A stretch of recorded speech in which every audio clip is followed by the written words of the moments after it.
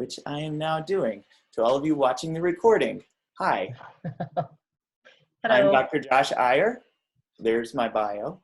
I'm going to be talking to you today about coping the crisis. And I have with me Dr. Rebecca Allen from psychology. There's her awesome bio. And she'll be here adding comments as they occur to her, and then doing taking the lead on answering questions afterwards. Okay, so I hope that y'all have seen this ebook.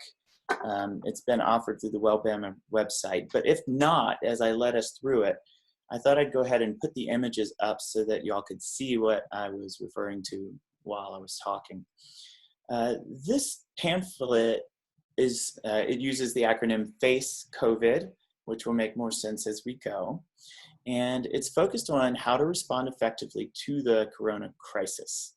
And I'll call it lots of things, coronavirus and COVID-19, different things as we go. I think we're all familiar with the different terms.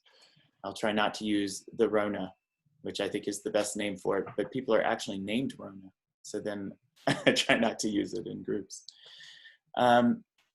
So the point of the pamphlet is to give us ideas on how to handle these moments of high stress, especially when we're starting to wig out a bit, when we're starting to feel ourselves losing our normal grasp on how to deal with the things that are going on.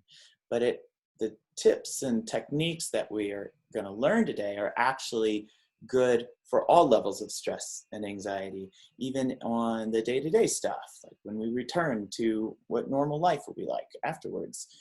It'll still be helpful for us. So it's a good time to learn these skills and actually put them into use.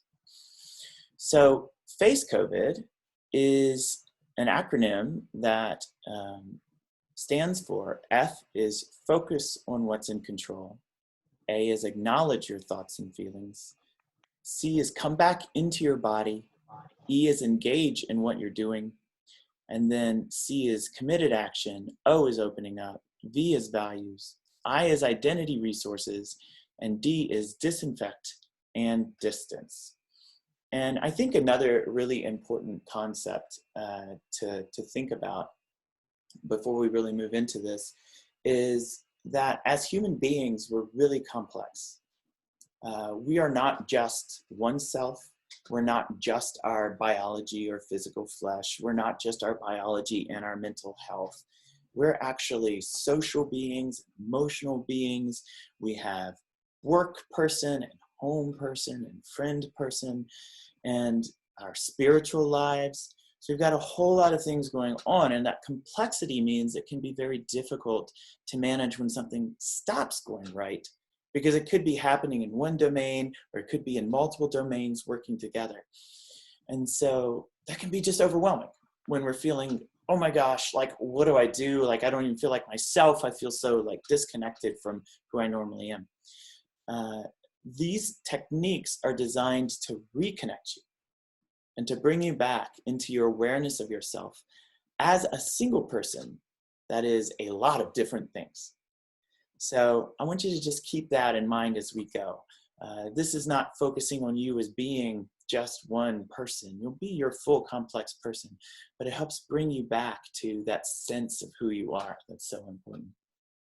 And I'll say one more thing. This ebook was written by Russ Harris, who's the author of The Happiness Trap. And it's a great book. So that perspective that's brought into this highlights that there's a lot of balance in life that we need, and chasing happiness can sometimes be counterproductive and keep us from actually being happy. And so this also has that flavor of looking for balance in life as a way of building positivity in our lives, even if happiness is not the primary goal. Somebody just called me. Okay, so the next page. F. Focus on what's in your control. One of the things that's really difficult for us to do is to, I'm also in a house, as all of us are, and a trash truck is going by. I was going to be outside, but the birds can actually be deafening, so I'm inside. one of the first things that we have to do, the F, is to focus on what's in our control. Right now, there's a lot that's not in our control, like the trash truck going by right now. And that can make us lose sight of what's in control, especially when we're focusing on trying to, okay, I've been told that y'all can't hear the ambient noise, that's good. So what we can do is we can try to focus on what we do have control over. Right now in particular, we're learning lots of things and about the coronavirus and about our response to it and about all the negatives that are going to result from that. And almost all of those things feel completely out of our control. So that can be super stressful. But this talks to us about how we can remember how much is in our control. And I loved this quote. Things that are out of your control, what might happen in the future, how the virus might affect you or your loved ones or your community or your country or the world, and what will happen then, and so on. And while it's completely natural for us to get lost in such worries, it's not useful or helpful. Indeed, the more we focus on what's not in our control, the more hopeless or anxious we're likely to feel. So the single most useful thing anyone can do in a time of crisis, coronavirus related or otherwise, is to focus what's in your control. So there are a lot of things you can control, and that matters because as we realize and reconnect with what we have control over, the stuff we have less control over starts to shrink a little bit and gets a little bit easier to manage. So one of the things that is important to recognize is that the reality is that we all have control over our behavior, much more than we realize we have over our thoughts and feelings. And the ebook uses the example of an anchor, that when we anchor our boat, lots of things can storm around us, but we can stay in that same place. We might be rocked a lot, but we find some stability in it. And for us, our anchor is our behavior. And so we're going to talk more about what we can do with our behavior. Sort of like hidden underneath this is the idea that when we start to get stressed, when we start to get where we're wigging out, where we feel disconnected from ourselves, the first step that we have to do is recognize that. Is say, whoa, I'm starting to get worked up here. I'm starting to let myself go and let my thoughts go. And so then the next thing is to think, okay, I'm starting to get overly worked up. I need to do something about that. So those are two steps that this ebook doesn't really talk about, but those are really important steps. So we tend to go into autopilot when we get scared. We tend to go into autopilot when we get nervous and just sort of go. And there are some situations sometimes where that's good for us, but most of the time it's not. And this is one of those situations where it's really good to stop and notice when we're starting to get worked up and then think, okay, time to use Facekovat, time to use these skills to bring myself back down. So the next three steps, A, C, and E, are a process that you go through to manage when you're feeling stressed out. And this should take about 2 or 3 minutes when you put it into action, but we're going to take a little bit longer to understand it. So the first one of those is A. It's acknowledging your thoughts and feelings. And the ebook suggests that you take the perspective of a curious scientist. And that can sound a little comical, but the idea is that about yourself, about your own emotions, about what's going on with you, instead of diving in and getting all mixed up in it, try to take a step back and just investigate what's happening to you. Try to be a little bit neutral about what you're seeing. And what we find is that when you do that, you start to be able to build a skill. Like we all start in different places, but to build the skill of recognizing what's happening to you. Most of us start with, and that can be anything. I didn't want to yell at you. But then from there, we can start to say, I'm so angry. or, I'm so frustrated, or, I'm so sad, I can't take it. So as we learn to get better at recognizing what it is that we're feeling, what's going on with us, what thoughts we're thinking, what impulses we're having, and we start to build that distance where we can be more of a curious scientist, it allows us to be to take a lot more action into how we deal with that and how well we're handling it. So the goal is, while you're doing that, to just see what's there. See if you can see what's happening with you. And then over time, as I was saying, the more you look, the better you'll get at seeing it. Okay, that brings us to C. C is to come back into your body. And this is a really, really powerful technique that you can use in lots of different situations when you're anxious or worked up, afraid, stressed out. The first thing to think is to refocus on yourself, and that's on the here and now. And one of the really powerful things that I think you can do is actually just look at your hands. And this is such a powerful intervention that they teach people this to learn to recognize when they're dreaming, to, in lots of ways, to bring their focus back on right now, here and now, what's happening. So one of the things that I think is really useful to say to yourself is, I am here. This is me. And that sounds like it might be too simplistic, but it works extremely well. So just try that when you're starting to get worked up. First, see what's going on, and then refocus on yourself. And there's some great ideas here in the ebook about slowly pushing your feet into the floor so that you can feel your feet pressing against the floor, or straightening up your back and spine and when you're sitting, and sitting upright and forward in your chair so that you're actually holding yourself and paying attention to how that feels in your body. Or slowly pressing your fingertips together like this. While you're doing this, you're really trying to take your attention and focus it on your body. One of the things they say, slowly stretching your arms or neck, or shrugging your shoulders, and breathing. Slowly breathing is really, really powerful. Some people find it's a lot easier to start with one of these things. Focusing on your hands.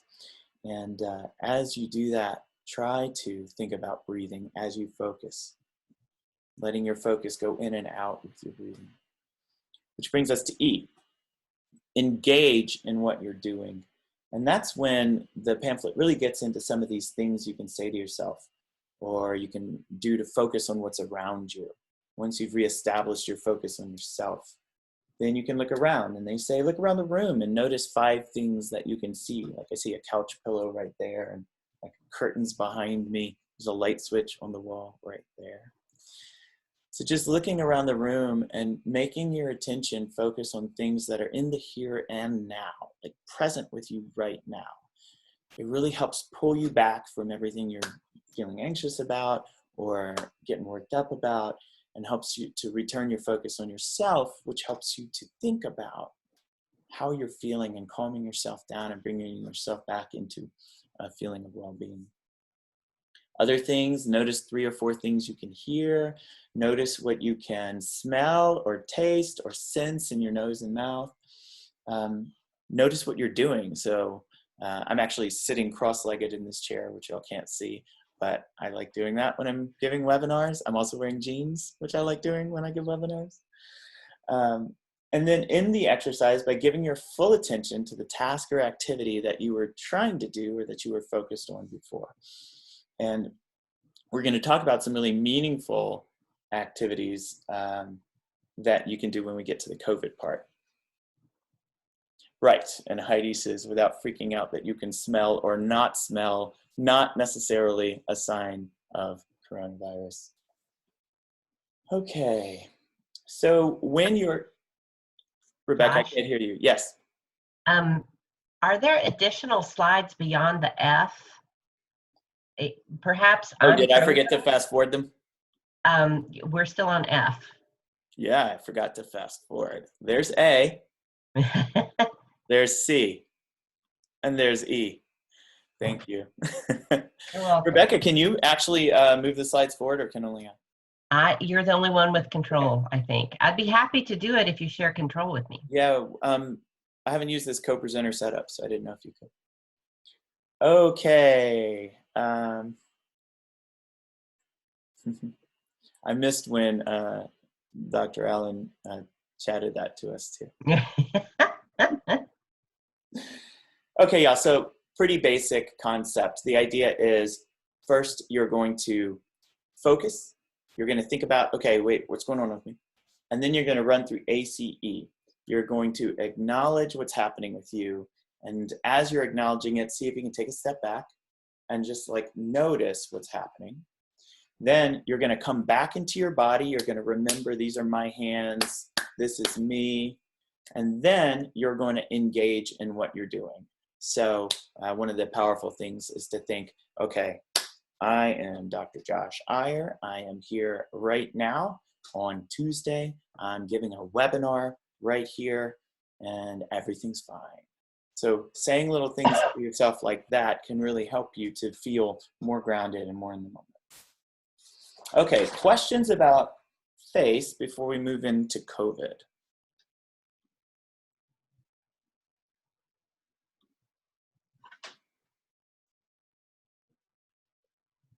Yes. Carolyn says that the ebook is located on the COVID-19 coping resources page at wellness.ua.edu.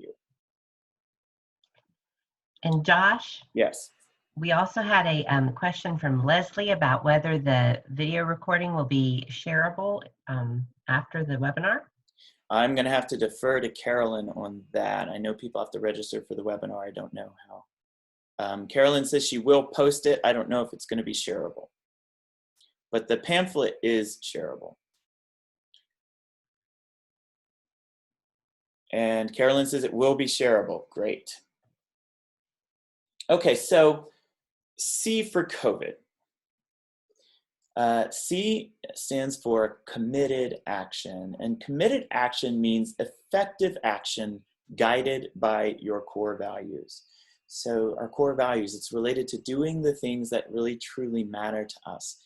And a lot of us have a sense of what really matters. When I was learning about acceptance and commitment therapy, one of the things that I learned that was really valuable is that we tend to know when we're connecting with something that's deeply meaningful because we'll choke up a little bit, even if we're not a crier. Sometimes it'll bring little bits of tears to our eyes, or we'll feel a little frog in our throat just because it's so meaningful to us. So if you find yourself talking about something and you realize that's happening, a lot of people do that when they talk about their kids or their grandkids, you'll know you're connecting with something that's a core value. You'll also know because you tend to feel really motivated to do things that are related to your core values. And I'm sure Dr. Allen will have some more tips. Do you want to just talk about some ways now you might know you're connected to a core value? Sure, and if you would forward the slides by one. Oh no, I'm not gonna. I'd be happy to do that if we can figure out how to do it. Okay, no, I got it. So the keys are how I normally do that, and they weren't working before, but they're working now. So okay. Yeah, I think that you really voiced that well, Josh. I mean, I like to think very simply when my resources are kind of taxed and limited. And so I love the FACE-COVID acronym. It can really be kind of boiled down to openness, centeredness, and then commitment, right?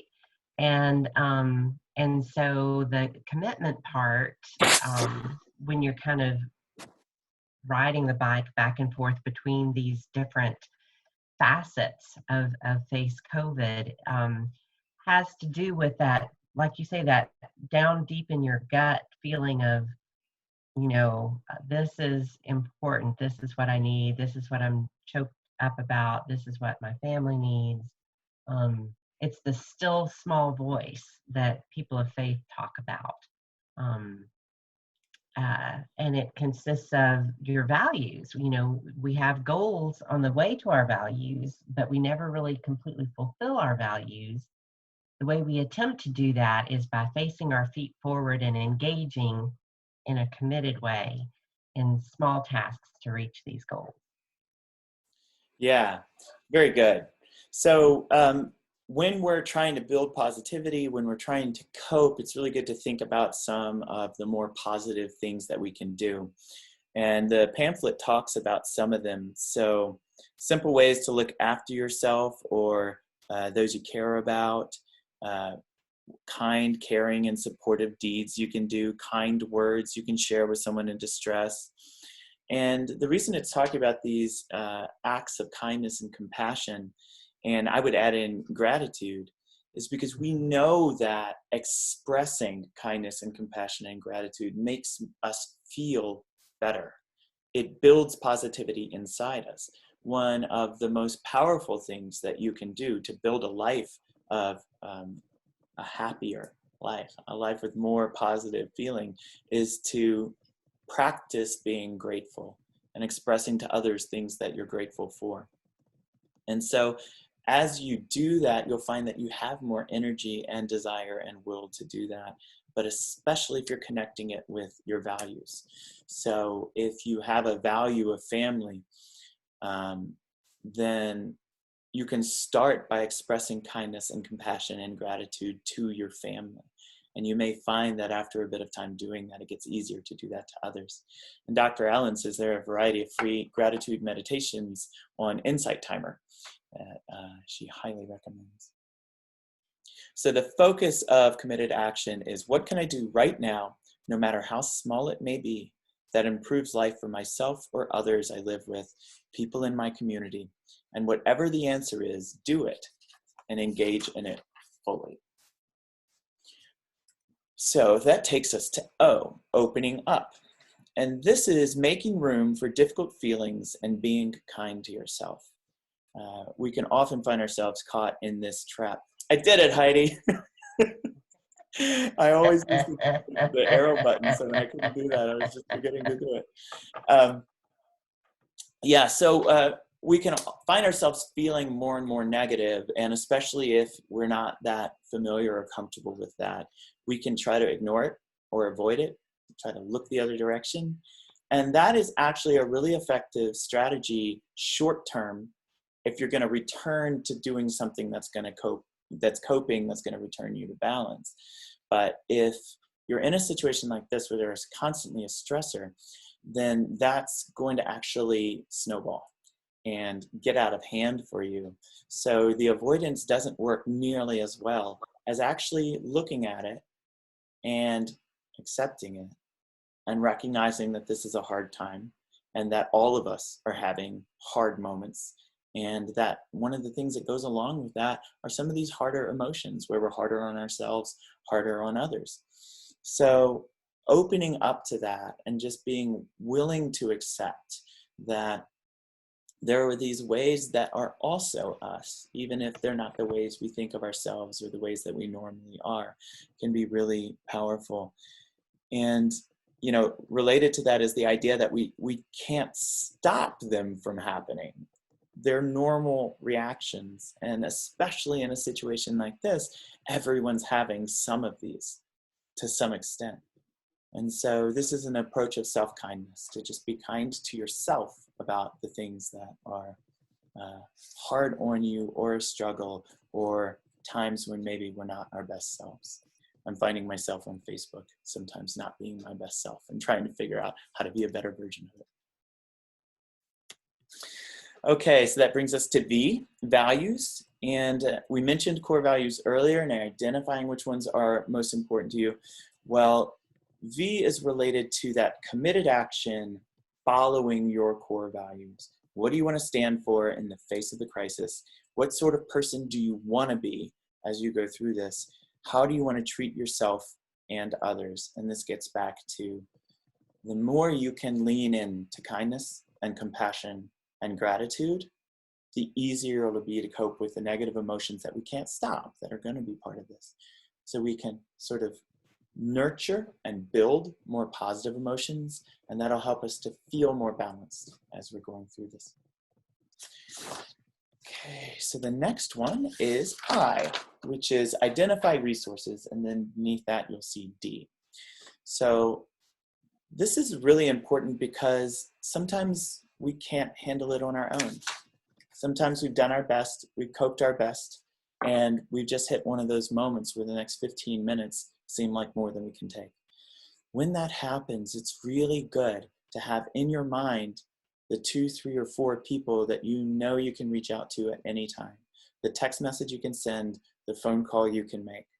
And in a time like this, it's especially important to really have those names right there. And if you can, to actually reach out to that person and say, you know, with everything going on, like there's going to be some times I know I'm going to need to call you. Is that all right?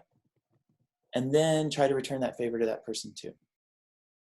And the idea is to have your support network, have your backup team ready to go so that you know exactly what you're going to do when you get to those moments, because when you're in those moments, it's so much harder to figure out what to do. And then to think about that down the scale. So if things get worse and worse, what do you do to reach out for professional help? What do you do to, in whatever domain that is? But the thing I would encourage you is to think about, what's the point before I get to it being too much to handle? What's the point where I should reach out while it's still manageable for me, so that I can help myself to get to the point where it stops being manageable for me? And factor in professional help to that. At what point should I reach out knowing it might be a week or two before I actually see somebody?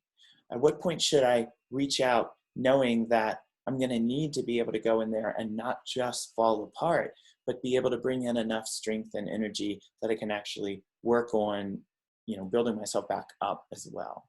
So figuring out what that 80% level is rather than the 98% level is a really important part of taking care of yourself.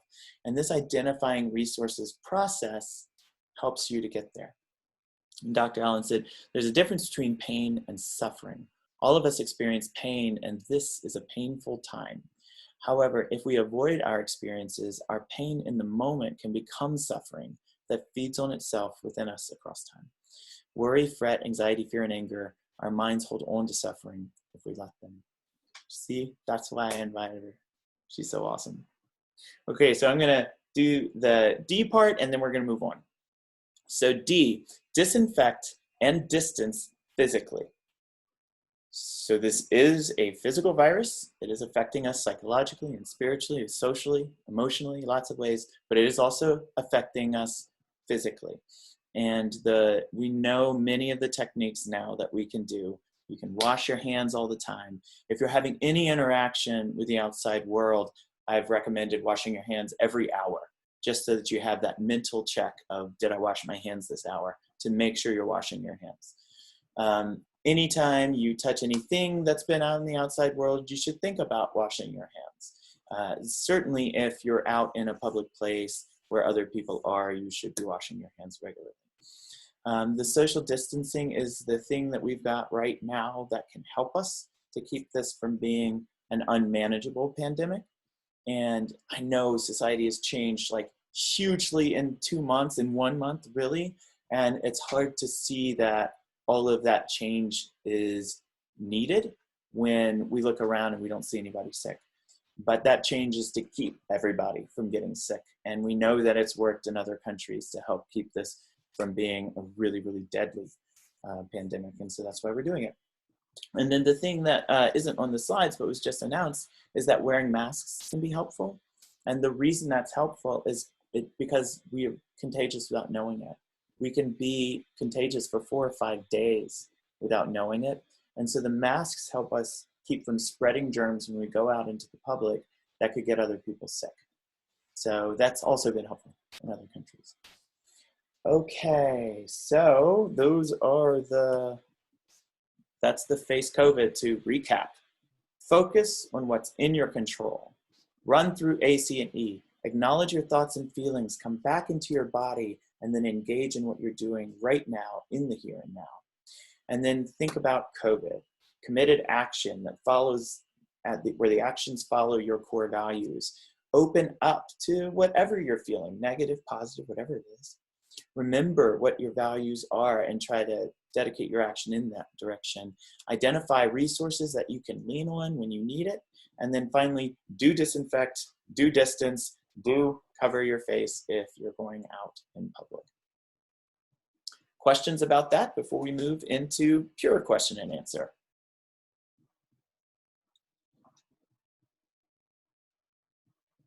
Okay, I'm just going to open the floor. Whatever questions y'all have about coping, let's go. And Dr. Allen, you're going to answer first. We will tag team. Yeah.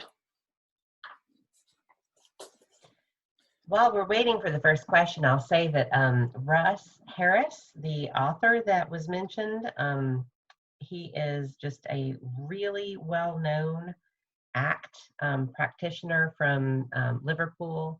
And I highly recommend that book in the pamphlet as well. It's very helpful.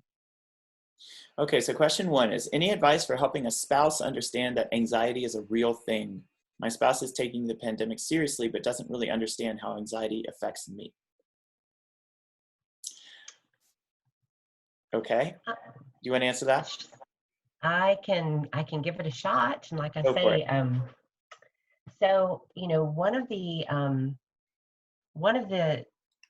ways in which anxiety can really ramp up and lead to suffering is when we're activated and have that clenching in our throat, and interacting with others then becomes challenging. So the goal of Facekovat and ACT is to try to create that little bit of distance between our automatic response, like, what are you talking about, spouse? I'm anxious because look around us, versus being able to pause. I like that, Josh, what you were talking about, like the pressing of your fingers together, or, you know, counting to 10, like our parents taught us to do, breathing, and coming back at that momentary negative interaction with the spouse by saying, you know, hun, I'm really feeling anxious right now, and I'm wondering if you and I could, and then think about things, generate in your mind what would be something valuable the two of you could do together. So that's going back and forth between acknowledging that anxious, clutchy feeling of, oh, geez, why does he not understand? Or why does she not understand this? Opening to that, coming back into yourself, that's creating that pause or moment between, don't lecture me, don't tell me how I feel. And then enacting our values, finding something positive that can be done together. There are times when you just also have to walk away. Yes. Hun, I'll be back. Yep, absolutely. I was going to say, one of the things that can be really helpful is to take responsibility for the way you're feeling, but also help your partner to recognize that they are making it harder for you to manage the way you're feeling. So you could say something like, honey, I know it's really valuable for you to have all this information, and that calms you down, but it does the opposite for me. When I'm hearing about it, it makes me feel really stressed, and it's hard for me to manage it when I get really stressed. So could you help me by talking to me about it a little less? By taking responsibility for the feelings that you're having, the reactions that are having that are inside you, you can often help people to figure out how to cue you a little less to feel that way. Okay, so we have several questions, and I also saw that Rona Donahue raised her hand, so I don't know how I'll get that that question if she doesn't type it, but I'm glad I made that comment about Rona earlier, since we actually have a Rona here. Rona type, yes. We have a batch of questions. Yeah, so let's move on to the next question, and then Rona, see how you can get us your question. Okay, so the next one was, could we talk a bit more about getting to sleep and staying asleep? I'm having a hard time with that lately. So again, meditation, and there are several sleep-based meditations on Insight Timer. I don't work for them. I mention it because it's free. There are also other, Headspace, I think you have to pay for. But one of the things to really try and focus on with regard to sleep is don't watch the news before bed. Don't get on Facebook and read your friends' posts. Don't, you know, look at the political action committee that you might be a part of. Take a time, at least a half hour before you actually get in the bed, to try and do this sort of opening and centering and breathing. And I like that, what Josh mentioned earlier. Try before you go to bed to think of just 3 things for which you're grateful. Just 3, maybe just 1. If 3 sounds like too many, just try to think of 1 thing. Really bring that 1 thing to your mind and sit with that for as long as you can, 1 minute, 3 minutes, 5 minutes. And then try to only be in bed when you think you might sleep. If you are in bed for a prolonged period of time and wakeful and fretful, get out of bed and do something else. Try to then recenter, refocus, engage in calming activities. And there are a couple of sleep presentations that I do for Wellbama that may be available to y'all. I don't know, but certainly the sleep and stress program is something that we hold every year, which has a lot of tips about it. I'll give you my real quick version of it, which is that sleep is one of these really interesting properties that we have in the human body because it's not top-down controlled. We can't make ourselves go to sleep, but we can still act on our bodies to get them to go to sleep. And so I say, rule of thumb, treat your body like you would a newborn baby. Put it in a dark room without a lot of noise, maybe a little white noise in the background. Make sure that the room is a little cool, but you've got a blanket and a soft pillow, maybe some, quiet music playing. Like if you do that, you can actually trick your body into falling asleep in the way a little baby can. That's if you don't have other sleep disorders going on. And the other thing is that a lot of our coping behaviors actually are designed to sharpen us and focus us.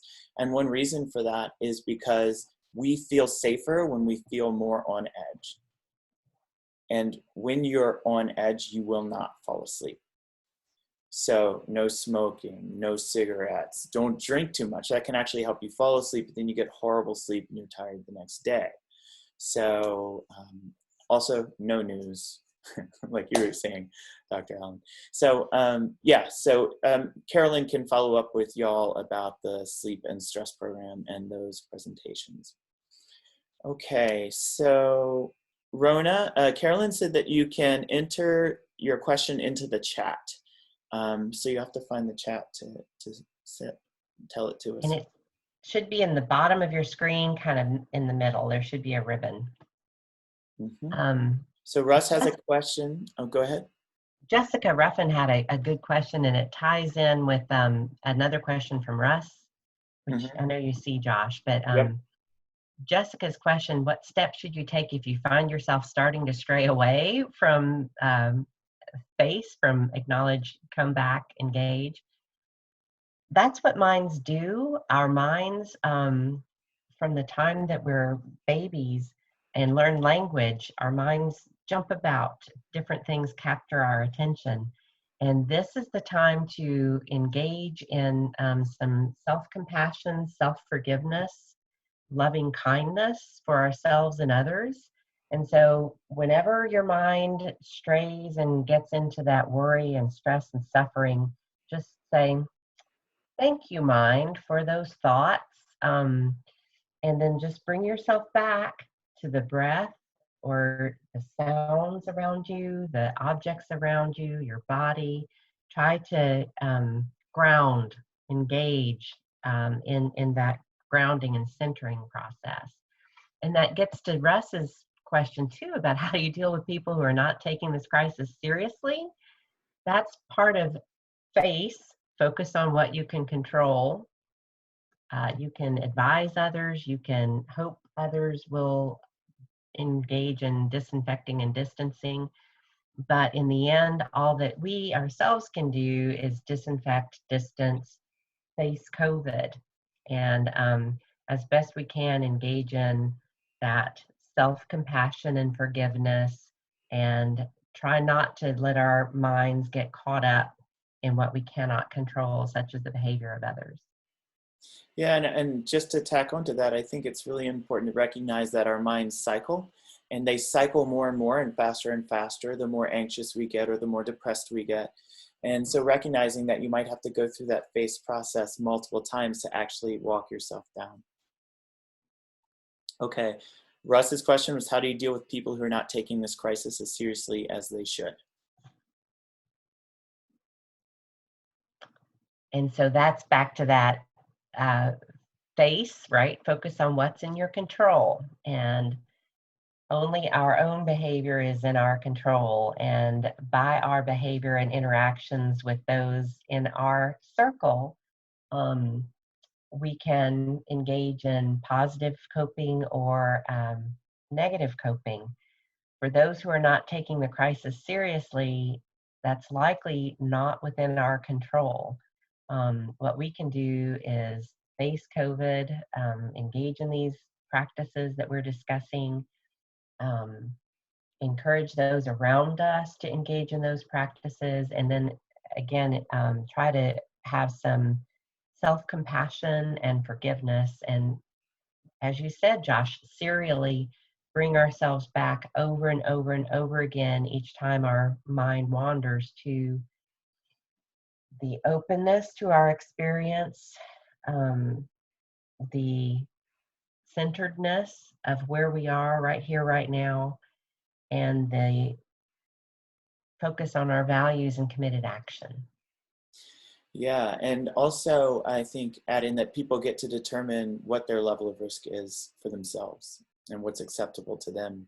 I, Russ, do have friends like this, and it's really hard, and I've had a lot of friends ask me about how to communicate with their parents about taking it seriously. One of the things I said that worked out really well was ask your parents which of their friends they would prefer to have told that they couldn't have a ventilator because the parent was on it. So like that kind of messaging that makes it really focused and really specific and personal can be powerful. But at the same time, you just have to let people sometimes determine what their own risk is and do what they think is best for them. And that can be very difficult for us to cope with when we disagree with that. But I wanted to do this. I'm going to take a second to do this here. It's really important for all of you to remember that on average, 4 out of 5 people will only get sick at home and then be well. So this is more fatal than the flu. It is serious. We have to take it seriously as a society. But the reality is that over the next few years, most of us will be exposed to it. When we have medications and vaccines, we're going to be okay. And even if we get it now, most people, 4 out of 5, are going to not even need any sort of hospitalization or anything. Of that other 20%, a number of people will go into the hospital, get a little bit of care, and then get better and leave. So the risk there is not as serious as it might seem when we're thinking about it, because the spread of the risk is not as great as the severity potentially is. And so that's an important thing to keep in mind too. And anybody with a teenager knows that's true, because the teenagers have been telling everyone this. So it's particularly hard to try to get across to a teenager why they should take it seriously. That is such a great point. Thank you for saying that. My neighbor had it and she's fully recovered. Right. And now she's everybody's grocery mule, right? Yes. Okay. Let's see. We have another question. When I watch the news each night, I feel hopeless, but I feel I should watch the news to stay informed about the crisis. What is your advice for managing this overflow of information? Yes, so that's one of the issues about limiting our exposure, right? So being very proactive about the information that we take in, and making mindful choices about when to avoid some information. There's a difference between automatic pilot experiential avoidance and choosing not to be in the midst of the sensationalized constant flow of negative information. So stay informed, stay active, face COVID, but don't feel that you have to, every time a new announcement from CNN or whatever comes across our iPhones and Apple Watches, we don't necessarily have to look at it. We can choose to go offline, particularly before bedtime. I was having a conversation just this morning about how strange it is that it feels like every single topic now is politics. And politics is so stressful. And Yes. even if you're talking to people who think the same as you do, it's still so stressful because there's so much conflict and there's so much going on, and you just can't live in that space. You just can't do that Mm-hmm. all the time. Mm-hmm. Josh, Leslie asked that you repeat the statement about ask yourself which friend would have which parent would be on a ventilator because reception got bad at that point. Oh, okay. I didn't see that. Okay. It was in the Q&A. Which I can't see. I don't know why I'm not seeing that. So it's in the question and answer. It's a different box than the chat. I know, but when I click on it, it's not coming up. So I don't know why that is.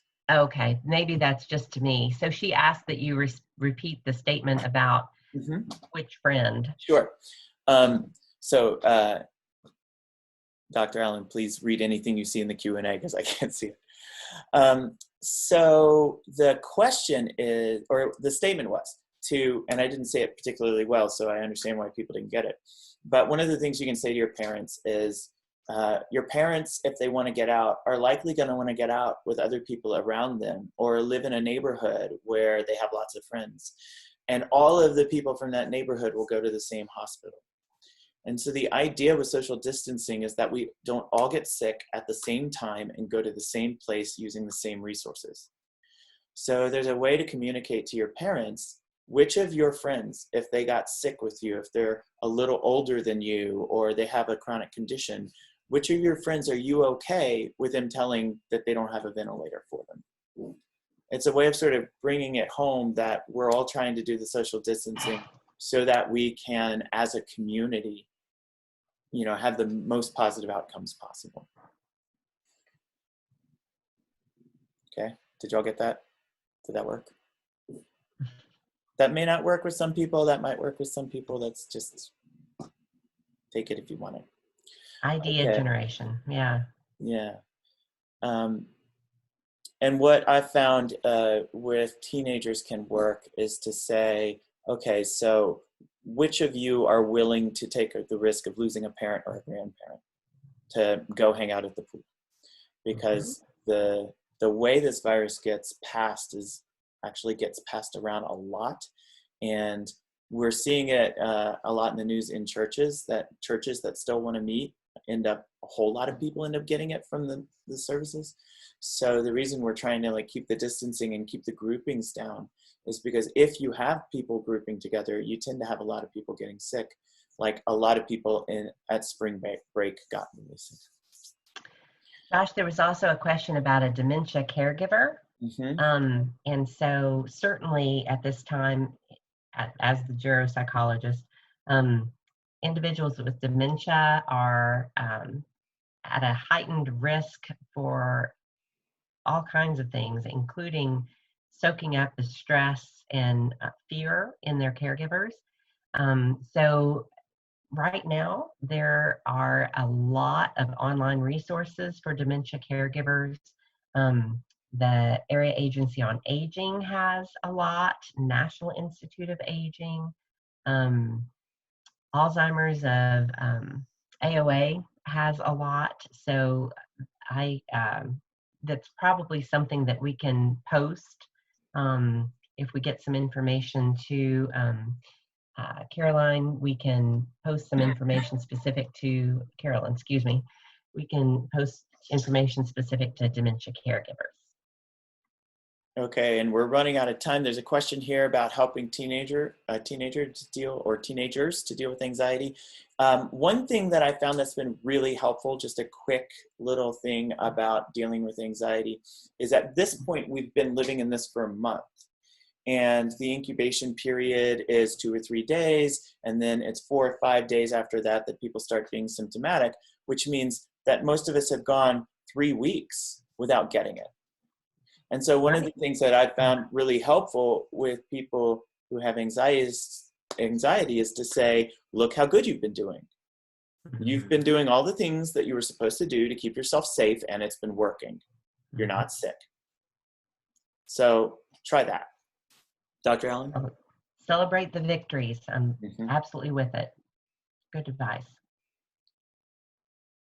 Okay. Oh, yes, and reminders. There are more talks coming up. On April 10th, there's going to be a talk with Angela Hammond about a bunch of different things, actually. I'm trying to read this and I need my glasses. Anyway, there's a bunch of talks. Go to the wellness website and you'll see them. I'm making sure we didn't miss any other questions. Carolyn says she's going to add resources to the page. Okay. Yes, please check out the other talks. We've got one every week, and then we've got a bonus talk. And it's good to see you talking to me, at least, Heidi. Thank you guys all for being here. And Dr. Allen, thank you so much for being part of the webinar today. Thank you, Dr. Eyer, for the invitation, and everyone stay well. Stay well, yeah. All right, bye. I'm going to stop the recording now.